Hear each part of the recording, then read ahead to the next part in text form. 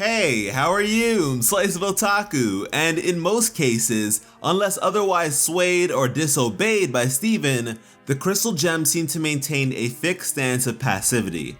And in many of these cases, this isn't necessarily an issue, but sometimes I find it can be rather problematic and or questionable. And one such example has to be when it comes to corruption. Now, the spread of corruption was the final attack on Earth that swept the planet once Homeworld had removed the majority of its forces. But with this attack being so abrupt, not all Homeworld gems could vacate in time, and as a result, both Rebel and Homeworld gems became corrupted, leaving only a few gems who had not been corrupted. And knowing this, knowing just how close the crystal gems came to being in the very same predicament, it is hard for me to understand the way in which they at times treat corrupted gems. With episodes like Monster Reunion or Monster Buddies, the crystal gems seemingly show their true colors. I mean, they treated Centipedal as if she were some sort of diseased vermin, preferring to refer to her as a thing in a derogatory sense. And I implore you all to rewatch the episode Monster Buddies, because the ending for me is a brutal one. Senti is helplessly beaten down for acting up, when in reality, the crystal gems, particularly Pearl, had been waiting for a moment like this and capitalized in order to make a point. And you know, I completely understand why they've decided to simply bubble corrupted gems and be done with it. I mean, Rose tried to heal them, and when that didn't work out, they decided the best thing to do was to bubble them, because letting them roam free would be problematic for the planet's other inhabitants. Which is great, because that sensibility stems from a place of objectivity. But the way they view them isn't, and makes the contrast between their practices and what Jasper had planned rather weak.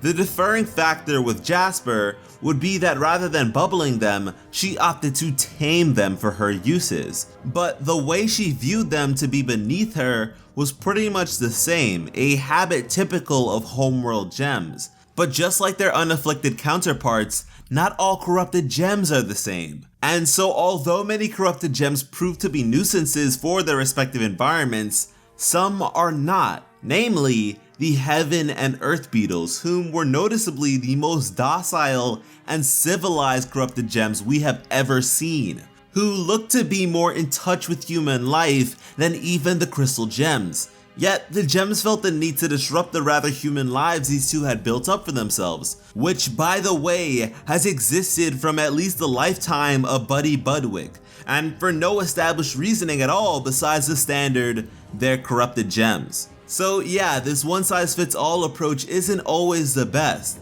And with the beginning of the show, we were all put under the impression that corrupted gems were just gem monsters, which I suppose is rather similar to how Rose once believed humans and infants to be of a different species entirely. Of course we could have speculated as such back then, but it'd be rather baseless at the time considering how little we knew about their world and gem society, which the crew intended to be a massive revelation, something that we'd come to realize when Lapis manifested from the mirror, which is the bombshell they would have left us with had the show not gotten renewed at the time.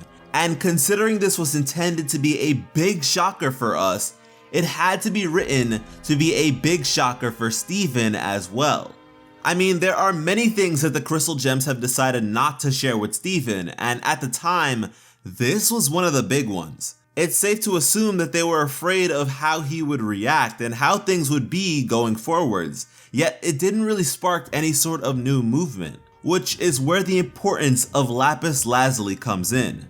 The unimaginably horrific trauma she experienced due to the Gem War is something we are still dealing with in the 5th season of the show. And the reason her torment lasted for so long was due to the indifference of the crystal gems. Yes, they knew that Lapis was a gem just like them, but would rather not take the chance of her being hostile and decided to simply use her as a tool, just as their former homeworld oppressors had. Which is really messed up. Something that Rose Quartz, a gem depicted to be loving and respectful of all life, had to have been aware of, considering the mirror was found by the galaxy warps by Pearl while sporting a design that was retired by the time Steven was born. But even now, even after freeing Lapis, getting to know her, and supposedly comprehending the suffering she endured, their stance has remained the same. Because there are certainly many other gems embedded within Homeworld instruments around the world, but unlike Lapis, their purgatory has not yet concluded.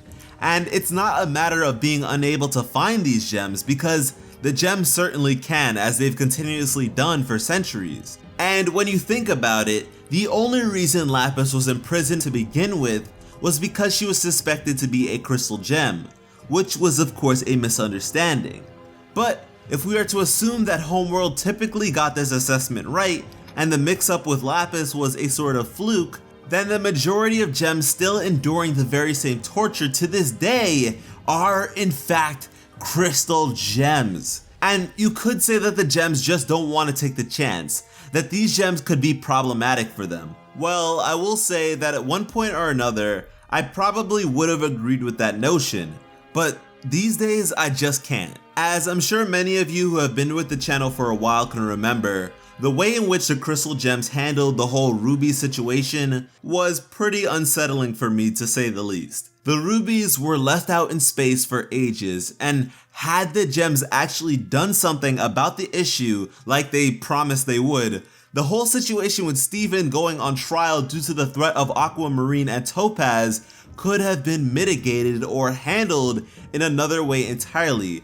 But by not doing anything, they backed themselves into a corner with unnecessary risks to their existence. And don't get me wrong, I know these are pivotal plot points, and to avoid them entirely based on logistics doesn't necessarily make for the best story, so don't misunderstand me here. The only thing I'd like to see differently here and going forward would be some sort of effort. It's as simple as that, because seeing the team attempt to do something but failing can be really interesting, and it's hard to fault them if they actually try their best. But you know what, even if the crystal gems are against freeing these gems, what about Lapis? I mean, as the only being who could actually relate to their pain, I'm a bit surprised that the thought had never occurred to her. And considering with her first appearance, Lapis claimed the crystal gems don't care about other gems, I would love to see her do differently. I would just love for her to show us that she does care for her fellow gems.